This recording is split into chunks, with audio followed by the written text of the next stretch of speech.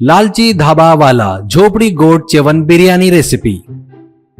कुशलपुर नामक गांव में पवनजीत सिंह बगैर कोई काम धाम किए हुए फालतू घूमते रहता था। रोज वो अपने दोस्तों के साथ शराब, सिगरेट, ताश ये सब खेलता रहता था और वो गांव वालों के पास कर्जा भी करता था। पर उसके पिताजी भंवरलाल एक अच्छा होटल चलाते थे, वो भी बिरयानी का। और उनका होटल बहुत फेमस था। उनके पास बिरयानी बनाने वाले एकदम जबरदस्त बिरयानी बनाते थे और बकरे भी अच्छे लाते थे, इसलिए वहाँ हमेशा लोगों की गर्दी रहती थी।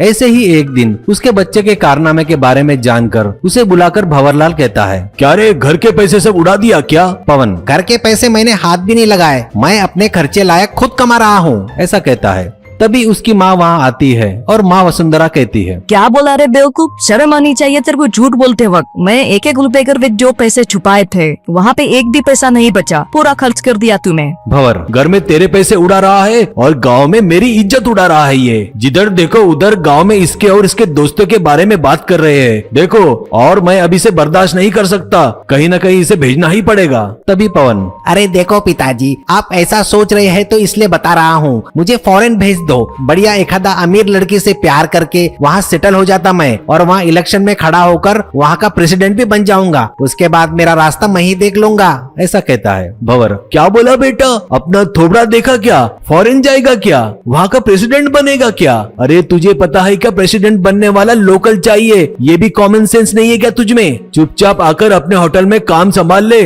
नहीं तो तुझे किसी पागल खाने में भर्ती करा देता हूँ, करके बाहर चला जाता है। उसके कुछ दिनों बाद उसको पैसे कहीं नहीं मिलने के कारण वो अपने दोस्त राजू के साथ मिलकर होटल में आता है। उसे देखकर भंवर, क्यों रे तू ही बोझ है? बोले तो तेरे को एक चमचा भी होना क्या साथ में? देख, मैं एक हफ्ता यहाँ नहीं रहूंगा, अपने मास्टर से अच्छे से काम सीख ले। अगले 6 महीने में तू ही मटन बिरयानी बनाने को होना, समझ में आया? कहकर चला गया।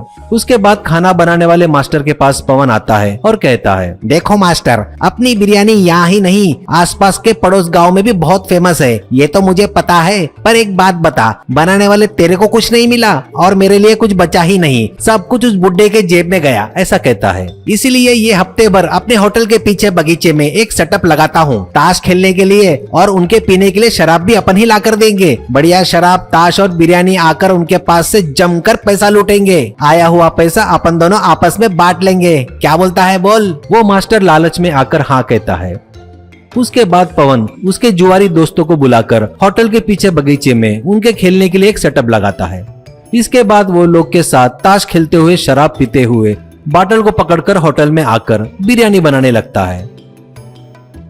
ऐसे वो मास्टर को भी जुआ और शराब की आदत लगा देता है। इससे मास्टर मटन बिरयानी बनाने का काम पवन के तरफ देता है। इससे पवन सिंह अपने मर्जी के हिसाब से सिगरेट पीते हुए, शराब पीते हुए बिरयानी बनाना शुरू करता है। उसकी ये हरकत देखकर लोग उसके होटल में आना कम कर देते हैं। ये देखकर उसके दोस्त राजू की सलाह पर होटल में 4 और टेबल लगाता है ताश खेलने के लिए और शराब पीने का प्रबंध करता है।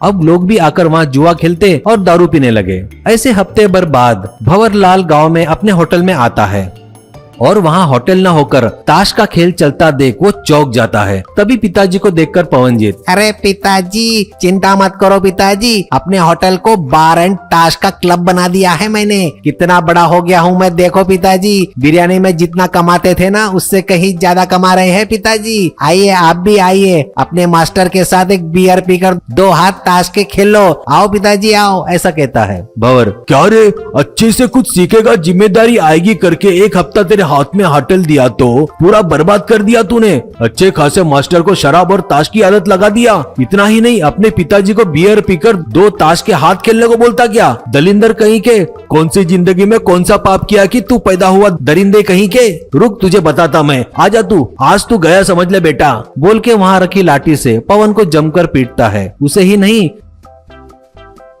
वहाँ जो शराब पी रहे थे, ताश खेल रहे थे, उनको भी पीटकर वहाँ से भगा देता है।